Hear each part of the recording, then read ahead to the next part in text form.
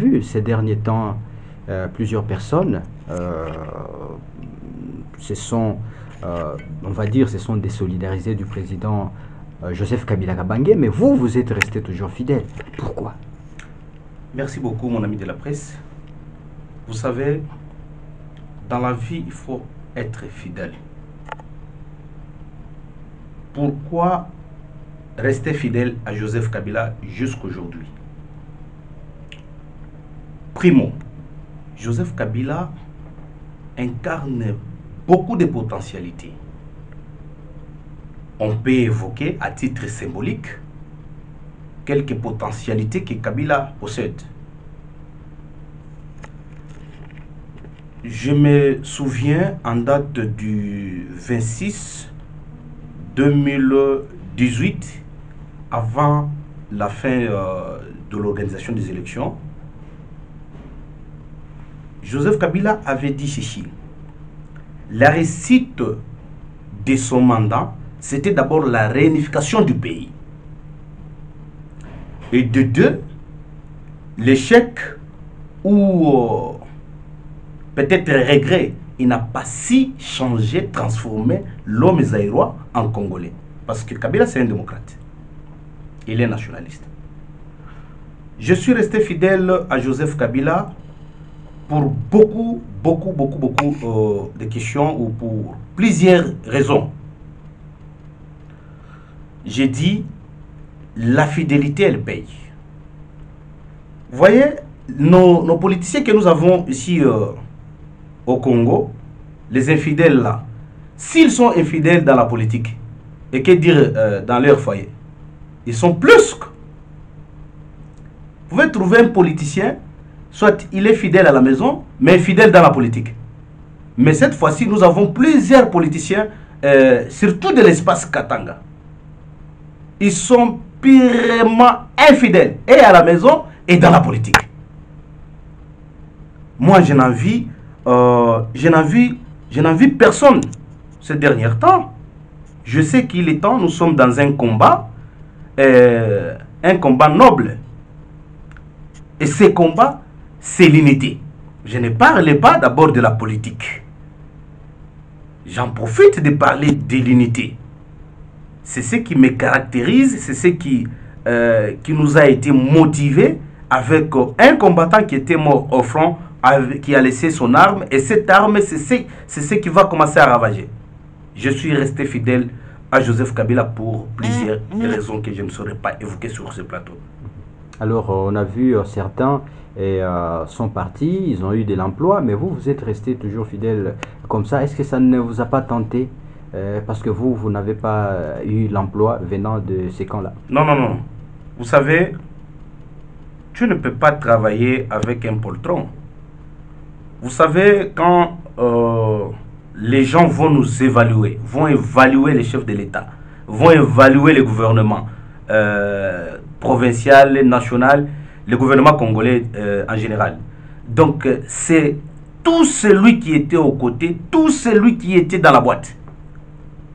Voilà pourquoi nous disons qu'en 2023, ça sera chaud. Nous allons dire à la population ouvertement que, excusez-moi de parler en swahili, tout en bien population 2023 que tout celui qui est dans ce régime, tout celui qui est dans cette législature, entre autres nos députés, tant nationaux que provinciaux, tout en bien population, c'est ma aba, Joba ennemi yenu, Joba ennemi à démocratie, parce qu'avec ce qui se passe à l'Assemblée nationale, c'est de n'importe quoi. Ce qui se passe au niveau de la province ici, c'est de n'importe quoi.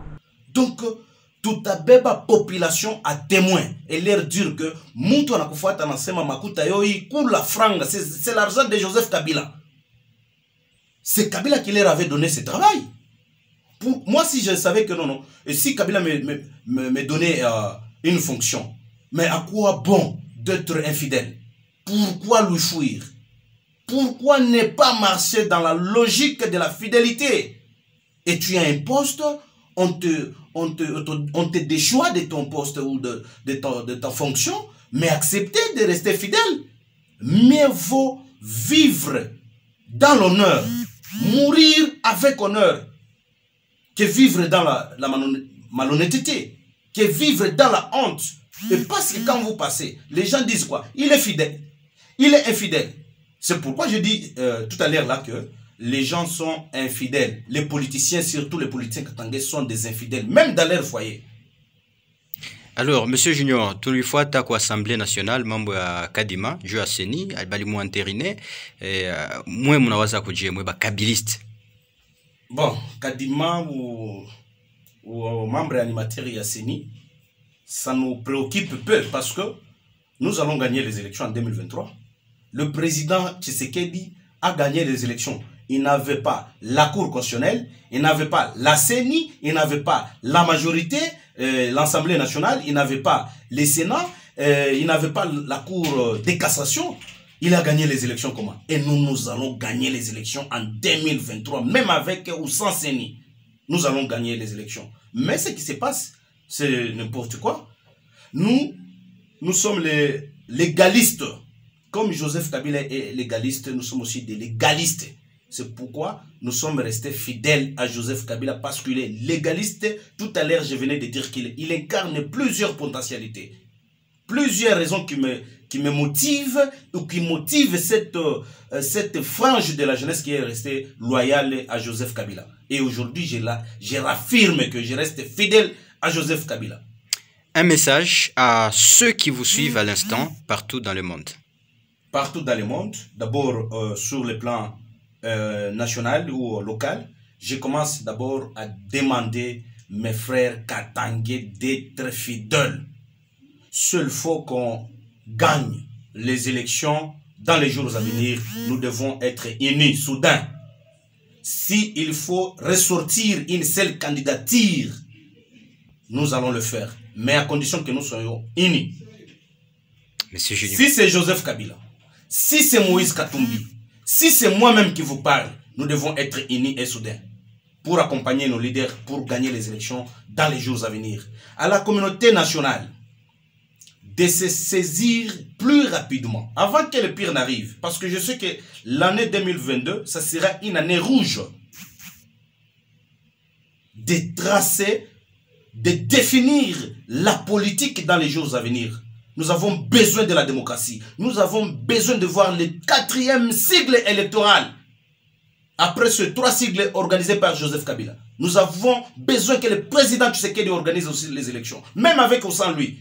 Qu'il organise les élections. Même avec ou sans moyens. Nous allons faire en sorte que le peuple ou la population congolaise puisse se cotiser pour qu'il y ait élection en 2023. À la communauté internationale d'intervenir avant. Parce que là, je ne vois pas la communauté internationale s'imprégner de la situation. Avec ce qui se passe à l'Assemblée nationale. Les députés, la corruption bat son plein au niveau de l'Assemblée nationale. Ce sont des élus que nous avons donné les mandats pour aller représenter le peuple. Allez-y comprendre qu'un député, on lui donne $2000, $1000 pour aller voter, je ne sais pas moi, un animateur d'une institution qui est indépendante. Ça, c'est de la fraude et nous n'allons pas accepter.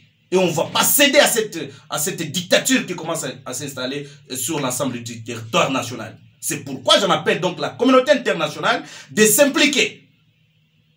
J'appelle la communauté internationale de s'impliquer avant que le pire n'arrive parce qu'en 2023, ça sera très chaud.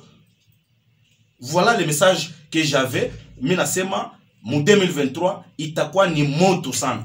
Population, tout est mielésé, tout est mépatia, mot d'ordre. Moutou anakutokela, makuta kula, c'est parce que c'est votre argent. Ni makuta yenu.